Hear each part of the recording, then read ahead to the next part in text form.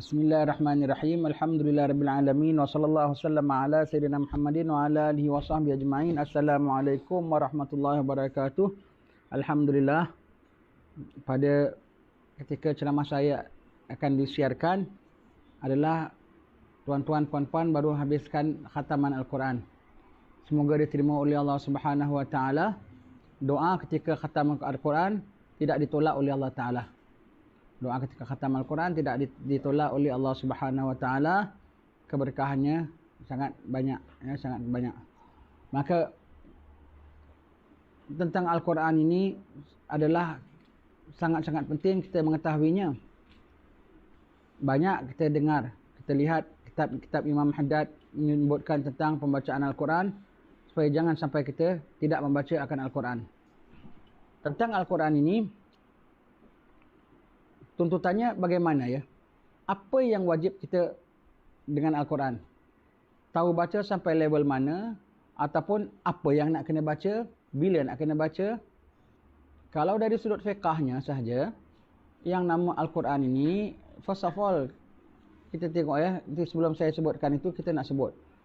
Al-Quran ini adalah kitab Allah Subhanahu wa taala. Al-Quran adalah kalam Allah. Al-Quran adalah kalam Allah, kata-kata Allah. Kata-kata Allah. To be able to understand Al-Quran, memahami Al-Quran, mendapat something from Al-Quran, you must kenal Allah. Jadi syarat orang nak tafsirkan Al-Quran, di samping dia kena tahu ilmu-ilmu yang berhubung kait dengan ilmu tafsir, dia juga kena jadi ahlillah. Semakin kenal dia dengan Allah, semakin hampir dengan Allah Ta'ala, semakin dia baca, dia dapat guidance direct daripada Allah Subhanahu wa taala. Ini kitab Allah Subhanahu wa taala. Al-Quran yang mana membacanya saja merupakan ibadat. Diturunkan atas Nabi kita Muhammad sallallahu alaihi wasallam. Nabi menerima Al-Quran 1400 tahun dahulu. Namun bukanlah Al-Quran itu kitab 1400 tahun yang lalu. Al-Quran kalam Allah, kata-kata Allah, dan Allah tak berwaktu. Allah tak berwaktu, maka Quran kitab tak berwaktu. Bila mana kita baca, ketika itu Allah Ta'ala bicara dengan kita, ada mesej daripada Allah Subhanahu wa taala. Al-Quran. Al-Quran apabila masuk ke dalam hati insan, boleh membuat orang berfikir dengan daya fikiran yang luar biasa. Al-Quran. Kerana dalam Al-Quran banyak luar biasa. Al-Quran di samping itu juga adalah obat. Segala sakit kita, baca dalam setiap ayat. Kata Nabi mengatakan setiap ayat daripada Al-Quran adalah merupakan obat-obat bagi berbagai-bagai jenis penyakit. Al-Quran. Ya, Al-Quran. Al-Quran ada berbagai-bagai ilmu di dalamnya. Berbagai-bagai ilmu, berbagai-bagai bidang di dalamnya. Dalam bidang dalamnya. Al-Quran. Apabila seseorang baca Al-Quran, tahulah dia bahawasanya kitab itu daripada Allah. Bukan daripada Nabi Muhammad. Bicara Nabi Muhammad apa? Apa? Sesiapa yang beriman kepada Allah dan yaumil akhir, hendaklah buat sekian-sekian. Itu contoh Nabi Muhammad punya. Apa? Nabi Muhammad punya percakapan. Al-Quran macam mana percakapannya? Akan aku lambung ke dalam api neraka. Akan kami tindak dia. Akan dia rasa azab yang pedih. Itu siapa cakap tu? Sama tak dengan gaya bahasa Nabi Muhammad yang cakap? Tak sama. Ini perkasa punya cakap. Rabbul Alamin. Rabbul Alamin punya cakap. Al-Quranul Karim. Al-Quran Allah Ta'ala turunkan dalam bahasa Arab.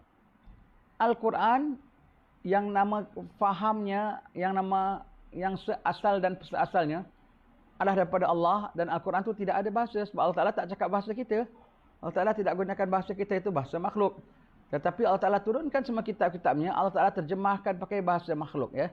Segala bahasa-bahasa makhluk ini adalah Allah yang ilhamkan. Bahasa Jawa, bahasa Banjar, bahasa Bugis, bahasa Padang, bahasa apa semua tu adalah Allah yang mengilhamkan. Jadi Al-Quran tahta bahasa Arab sekalipun.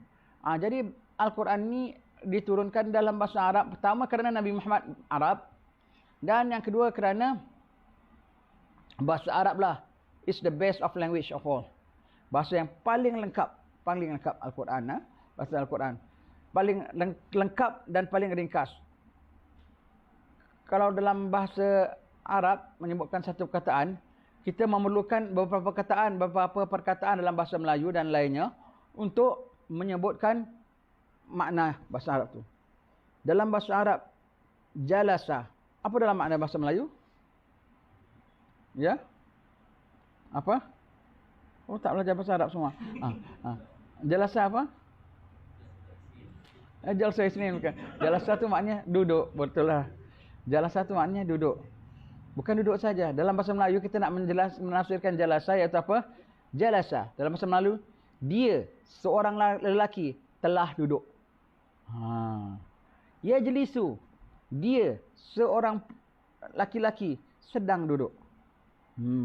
Kalau dalam bahasa apa orang putih mengatakan he sits ataupun he is sitting down.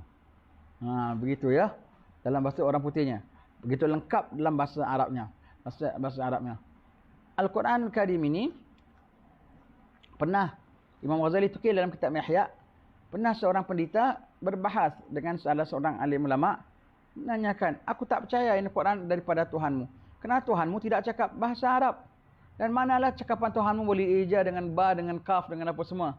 Dia bilang, memang kalau Quran yang asal punya, daripada Allah Ta'ala turunkan ke bumi, memang tak boleh. Sebab kalam Allah. Tapi Allah Ta'ala terjemahkan. Allah Ta'ala nak turunkan kepada Nabi Musa, diturunkan kitab Taurat dengan bahasa Hebrew. Nabi Musa punya kaum. Dengan bahasa Zabur. Bahasa apa? Greek. Yunani. Dan Injil bahasa Saryani. Iaitu bahasa malaikat. Malaikat bicara dengan bahasa Saryani. Bahasa Saryani.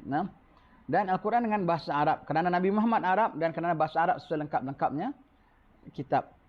Kita lengkap-lengkapnya bahasa, sempurna-sempurnanya bahasa. Baik, Al-Quranul Karim, kitab yang mulia. Hanya itu satu-satunya yang masih ada. Yang lain semuanya sudah mansukh. Yang lainnya sudah mansukh, ya. Al-Quranul Karim. Baik, Al-Quranul Karim tuntutannya terhadap diri kita. Kalau dari sudut fiqahnya, tuntutannya hanya satu saja, Fatihah. Bismillahirrahmanirrahim sampai waladdallin. Seumur hidup tak baca inna ataina, tak baca qul huwallahu ahad, tak berdosa. Betul tak? Hanya Fatihah saja. Daripada bismillah sampai waladdallin. Amin pun dia tak nak baca. Pasal apa? Tak wajib. Umpamanya lah, ghairil maghdubi alaihim waladdallin. Dia tak mau baca. Pasal apa?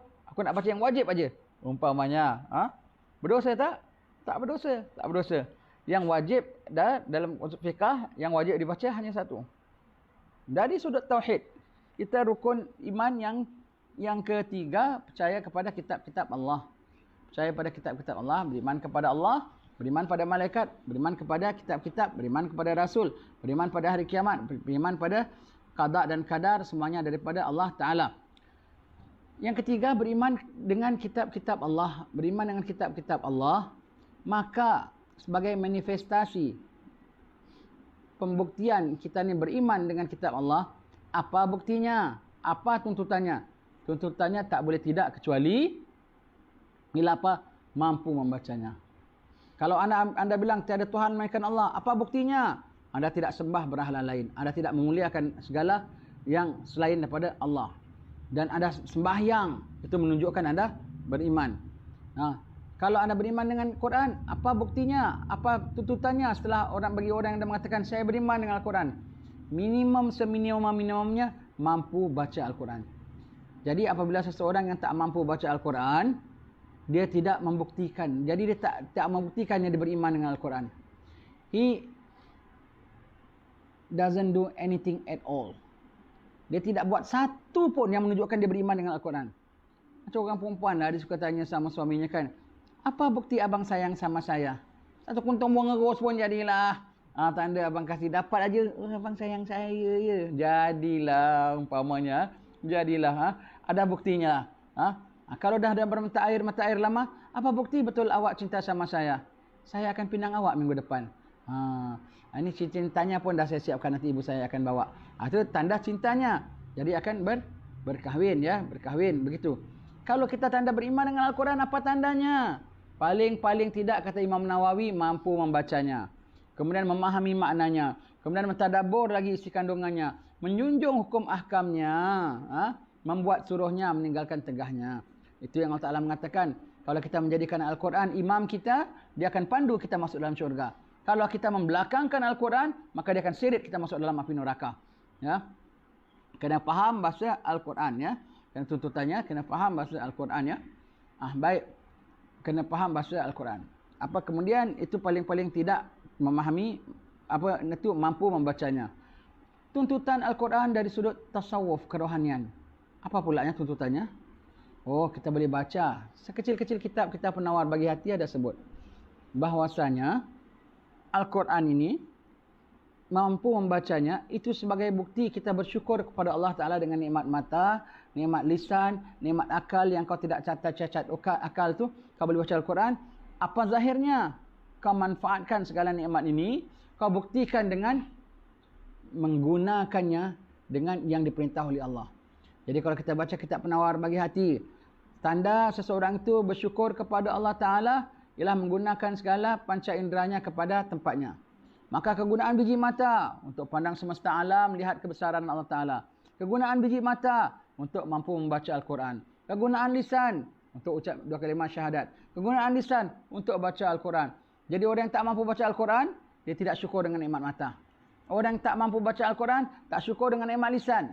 Orang tak baca Al-Quran, tak bersyukur dengan nikmat akal yang dia boleh belajar. Selagi selagan, whatever knowledge, whatever field in education, you try to pursue as high as possible. Bayar mahal-mahal, bertahun-tahun ke luar negeri.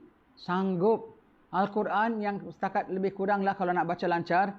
Baca kitab Iqra, 1 kali duduk, for one sitting 20 minutes, once a week.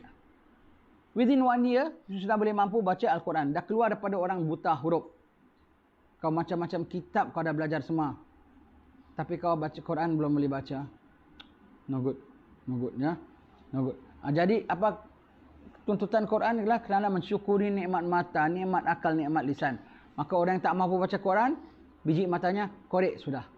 Lidahnya gunting sudah. Ya. Orang buta boleh hafal Quran, orang celik tak baca Al-Quran. Dan tuntutan Al-Quran dari sudut kerohanian juga, sebagaimana Habib Omar bin Hafiz ada sebutkan, bahwasanya dalam kitab Khuluquna, kita perlu berakhlak dengan akhlak yang tinggi, dengan akhlak yang cemerlang. Nabi mengatakan bahwasanya orang yang paling hampir dengan aku pada yaumil qiyamah, orang yang terpaling baik akhlaknya. Terpaling baik akhlak ni macam mana baik akhlak? Oh, jumpa orang saja, apa khabar, selamat pagi, sudah makan. Itu baik akhlak lah.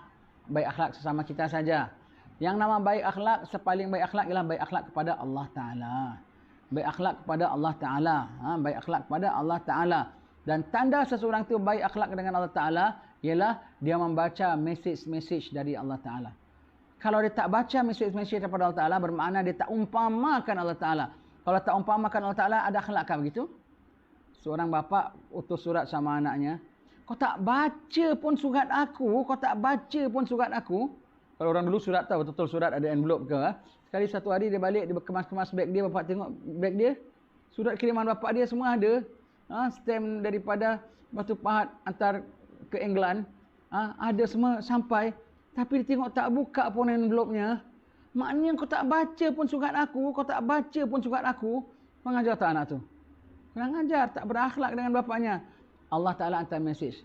Sebagai seorang staff, awak masuk kerja, awak tak baca pun instruction board, notice board. Awak tak tahu apa arahan, awak tak tahu yang awak akan dinaikkan pangkat, awak tak tahu yang awak akan diberi gaji, awak tak tahu bahawasanya ini hari tutup kerja awal. Anda tak tahu pun yang bahawasanya anda nak kena retrench, tak lama lagi kena berhenti kerja. Anda tak tahu rupanya, macam-macam anda tak tahu. Sebagai staff tak baca instruction notice, bolehkah? Tak boleh. Sebagai hamba Allah Ta'ala, sebab itu katakan tadi, baca Al-Quran, menandakan kita umpamakan dengan Allah Ta'ala. When we baca Al-Quran, ketika itu Allah Ta'ala talk to us. Maka kita dapat faham, kita dapat memahami isu-isu yang kini, isu-isu kini. Semua. Kita dapat teguran daripada Allah Ta'ala. Dapat peringatan daripada Allah Ta'ala. Dapat diberi pandangan oleh Allah Ta'ala. Diberi jawapan kemusykilan kita oleh Allah Subhanahu Wa Ta'ala. Subhanallah, orang baca Quran, macam-macam dia dapat input daripada Allah Subhanahu Wa Ta'ala. Orang-orang yang baca Al-Quran. Maka jangan tak baca Al-Quran. Maka pembaca Al-Quran pulanya, pembaca Al-Quran, 3 tuntutan bacanya yang kita kena jaga. Dah berapa minit? Baru 15 minit ya. 3 tahap pembacaan yang kita kena jaga. Paling-paling tidak. Imam Haddad untuk orang Malaysian, Singaporean, our level of people, paling-paling tidak ada 3 tahap pembacaan. 3 tahap pembacaan. Kalau untuk orang-orang alim, mereka sekali baca, mereka semua faham. Ya? Imam Haddad bilang, sayugianya orang khatamkan Al-Quran, paling-paling lambat 40 hari sekali lah. Ataupun 30 hari sekali lah. 1 hari 1 juz. Kita 1 Ramadan sekali saja. Yang lain-lain tak baca Quran, tak boleh, kena baca Al-Quran. Kena baca Al-Quran, tadarus ya. Baca Al-Quran. Dan Imam Haddad mengatakan, sayugia bahawa seseorang itu janganlah dia menghatamkan Al-Quran in lesser than 3 days. Kalau baca 3 hari sekali khatam, itu minimum lah. Jangan kurang daripada itu. Nanti anda tak dapat tadabbur. Sebaik kita tak pernah khatam dalam 3 hari kan rupanya tak digalakkan. Kita tiap 300 hari pun tak khatam. Allah, 3000 hari pun tak khatam setengah orang. Allah, macam mana begitu ya. Begitu. Jadi pembacaan Al-Quran ni harusnya 3 hari 3 set. Yang pertama namanya tadarus. Tadarus kita baca, habis kita ulang baca, yang mana kita nakkan pahala-pahala membaca daripada every huruf. Kita baca Sayyidina Ali mengatakan, kalau ada Sayyidina Ali mengatakan, tentu dia terima daripada gurunya. Gurunya siapa? Rasulullah. Bacaan sembahyang yang Nabi mengatakan, aku setiap huruf dia gandakan 10. Aku tidak mengatakan alif lam mim 1 huruf. Alif 1 huruf, lam 1 huruf, mim 1 huruf. Jadi yang digandakan 10 itu minimum. Sayyidina Ali mengatakan kalau kita baca dalam sembahyang berdiri, 1 huruf ganda berapa? 100. Kita baca dalam sembahyang, tapi kita malas berdiri, kita duduk sembahyang sunat, kan boleh duduk. Pahalanya 50.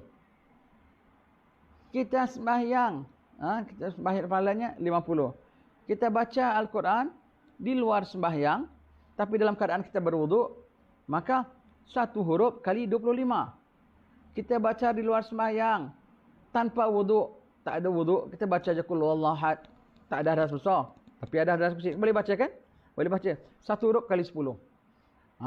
Jadi itu yang nak membanyakkan pahala Al-Quran, habis ulang. Itulah kita baca bertadarus. Kita nak tadabbur, tak terfaham maknanya. Baca ulang. Okey? Oleh kerana kita tidak faham maknanya, kita nak faham maknanya, kita kena have one more set of reading. Iaitu apa? Baca tafsirnya. Untuk kita mentadabbur. Itu berapa lama kita khatam bergantung tebal tipis kitabnya. Kalau for beginners like us, recommended kitab tafsirnya tu dengan Al-Quran same thickness. Itulah kitab tafsir Jalalain kalau dalam bahasa Arabnya. Kalau dalam bahasa Melayu kita tafsir Nurul Ihsan. Itu tafsir for beginners. Jadi di satu ayat, satu perkataan dijelaskan, tak dihuraikan dalam-dalam. Ya. Nanti kita dah khatam yang sedemikian, cari kitab lain. Tafsir Ibn Katsir, tafsir Baghawi, tafsir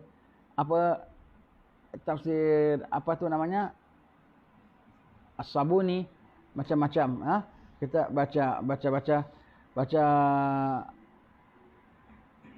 tafsir lah. Baca tafsir Al-Quran, kita baca tafsir. Itu bergantung berapa banyak kita, berapa tebal kitabnya, maka kita khatam. Jadi kita tahu surah ini turunnya maknanya bila, apa maknanya, sebabnya kenapa, apa ceritanya. Dan kalau nak baca tafsir Al-Quran for beginners like us, before you mula daripada Alif Lam Mim, sayugia mulakan lepas Fatihah dulu, terus An-Nas. Kemudian Al-Falaq, macam dari ikut urutan mukaddam. Kerana itu surah-surah yang kita baca daily. Jadi kita nak ketika kita sembahyang, kita tadabbur maknanya. Bismillahirrahmanirrahim. Inna a'tainakal kautsar fasalli li rabbika wanhar. Inna syani'aka huwal abtar. Subhanallah, ringkas. Ada cerita hari raya haji di situ, sembelih korban. Ada cerita kedudukan Nabi Muhammad situ. Allah Taala berikan Nabi Muhammad macam-macam kenikmatan, termasuk telaga Kautsar, termasuk syurga, termasuk macam-macam, termasuk kenabian, semua tu. Inna a'taina kal kautsar fasalli li rabbika wanhar inna syani'aka huwal abtar. Di situ ada pembelaan Allah Taala terhadap orang-orang kafir, terhadap Rasulullah dari orang-orang kafir. Jadi kita baca inna a'taina, kita tahu apa maknanya. Kita baca Idza jaa nasrullahi wal fath, kita tahu apa maknanya. Kita baca wadduha tahu apa maknanya. Sayogia tuan-tuan yang sudah menghafal beberapa ayat, now stop, pausekan dulu hafalan. Tetapi mendalami pemahaman atas sekian ayat yang anda dah hafal. Wadduha, alam nashrah, in al-qari'atu mal qari'ah, idza zulzilatil ardu zilzalaha. Jadi setiap kali anda baca, anda faham maknanya. Itu namanya tadabbur, ya. Bermula. Dan yang surah-surah lazim ni anda kena selalu faham maknanya, sehingga setiap kali anda baca spontan anda tahu maknanya. Tak bermakna faham maknanya until you can spot dia punya grammatical ordernya, i'rabnya, not necessarily, tapi you tahu storyline of that surah, the purpose of that surah, the fungsi of that surah, ada cerita di balik itu surah, anda tahu, begitu, ya. Jadi itu namanya bacaan apa? Tadabbur, bacaan tadabbur.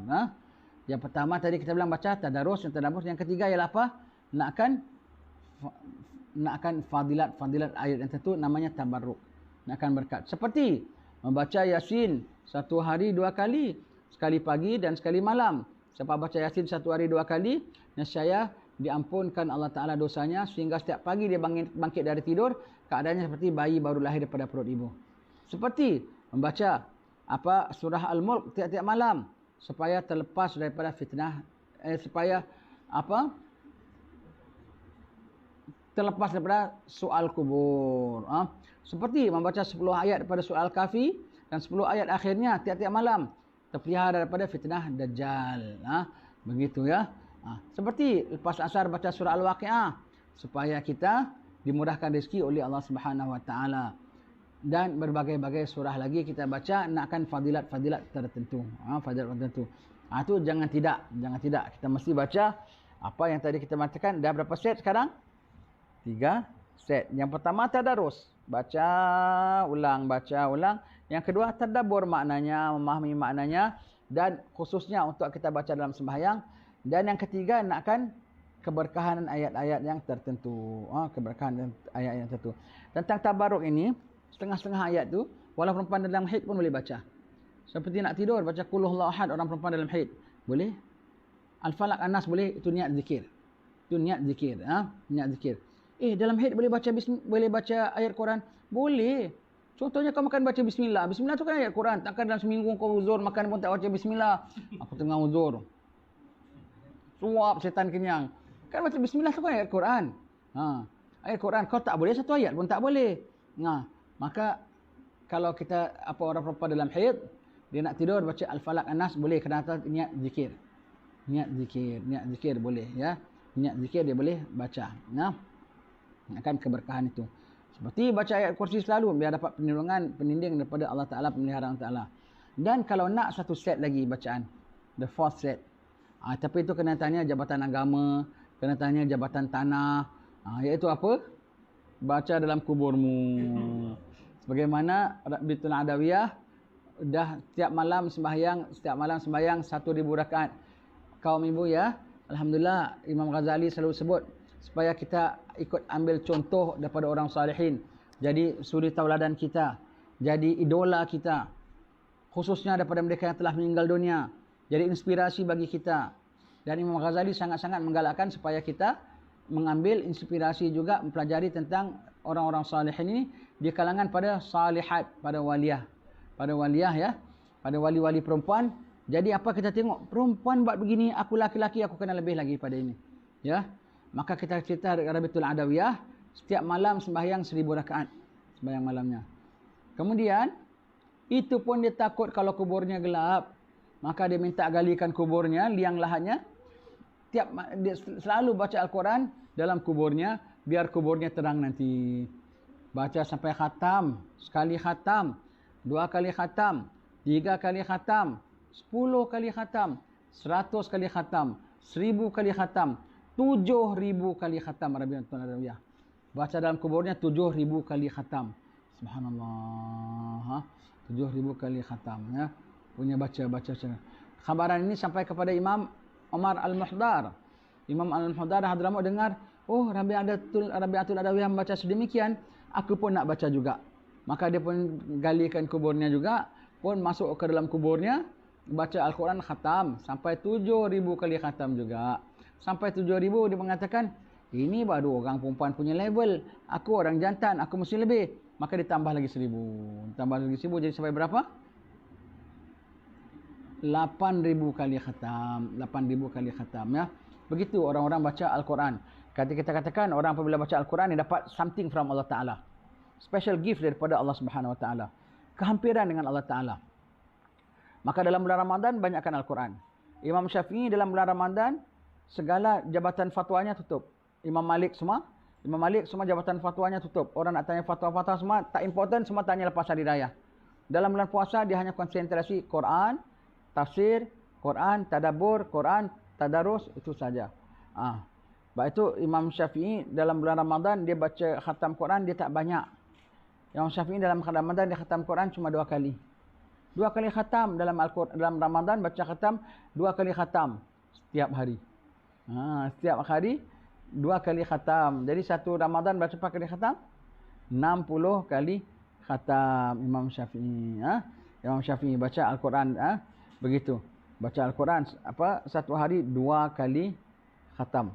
Satu hari 2 kali khatam Imam Syafi'i ya. Jadi bulan Ramadan mereka tutup, mereka konsentrasi dalam Al-Quran. Habib Muhammad bin Hasan Jamalul Lail. Jamalul Lail ini adalah moyang segala Al-Junaid ya. Dari Jamalul Lail turun bawah Al-Junaid. Dari Jamalul Lail turun bawah Asri. Dari Jamalul Lail turun bawah Baharun. Semua itu daripada Jamalul Lail. Dari Jamalul Lail turun bawah Al-Gadri. Semua itu daripada Jamalul Lail. Daripada Jamalul Lail. Daripada Jamalul Lail. Habib Muhammad bin Hasan Jamalul Lail. Lebih kurang 800 tahun yang lalu. Di negeri Hadramaut. Dia baca Al-Quran. Timbul karamahnya.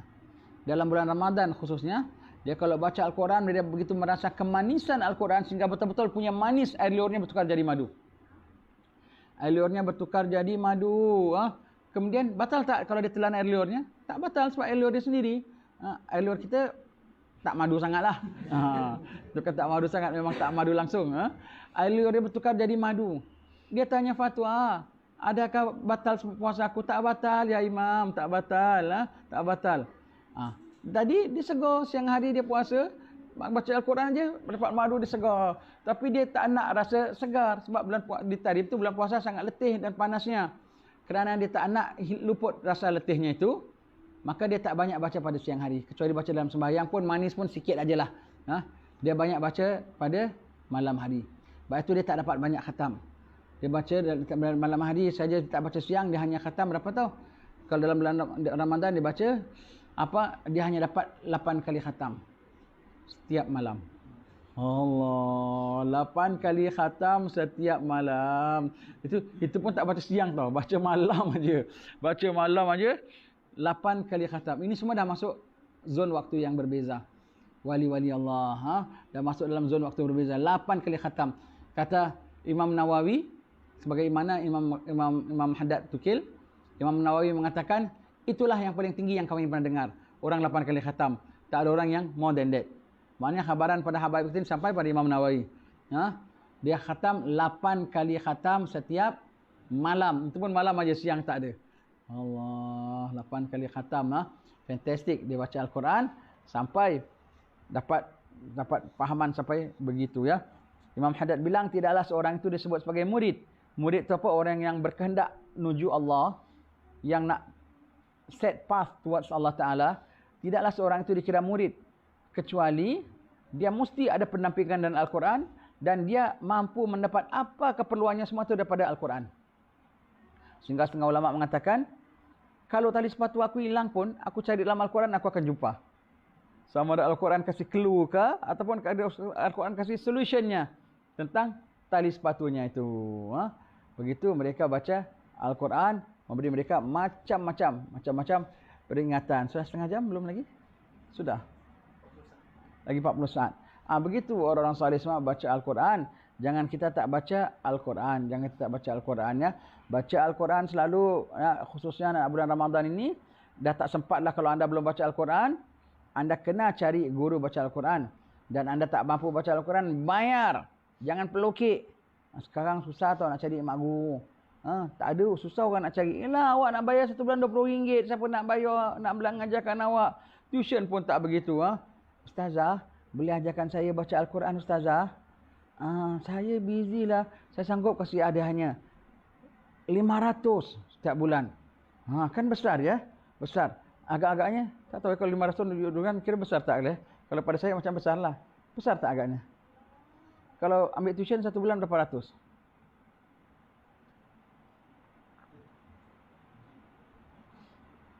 Okeylah sekolah KKTM ni. 1 tahun, 1 bulan berapa yurannya? Oh dia memang percuma. Okey. Baik ya. Apa saya sanggup bayar Ustazah 500? 500? Ustazah yang nak tolak pun fikir 2 kali. Kalau dia tak dapat pun dia akan carikan kawannya. Tak apa, bayarkan. Jadi kita dapat belajar Al-Quran, tidak jadi orang yang buta huruf. Sekian sajalah. Sekian saja kaum ibu kena belajar ya. Lepas Ramadan yang belum pandai Al-Quran, kena cari guru. Anda dapat khatam sekali aja jadilah. Ada seorang yang saya tahu, dia tak pernah khatam Quran. Akhir-akhir hayatnya dia nak baca. Merangkak. Sekali kemudian dia baca Al-Quran dan dah baca separuh jalan, matanya sakit, kencing manis. Tak dapat baca. Dia cuba juga beli magnifying glass yang sebesar-besarnya tu. Baca Al-Quran, baca pakai magnifying glass. Sedih sekali. Kemudian mata dia kembali pulih, boleh baca balik semula. Dia baca lagi, Alhamdulillah, dia pergi haji ke pergi umrah. Khatam di Madinah Al-Munawwarah. Dapat mengkhatamkan. Dia punya happy dapat juga aku khatamkan Quran di Madinah pulaknya. Merasa khatam. Sekali aja dia punya khatam seumur hidup. Begitu ya. Sekian saja tuan-tuan, puan-puan sekalian. Terima kasih atas perhatiannya. Assalamualaikum warahmatullahi wabarakatuh.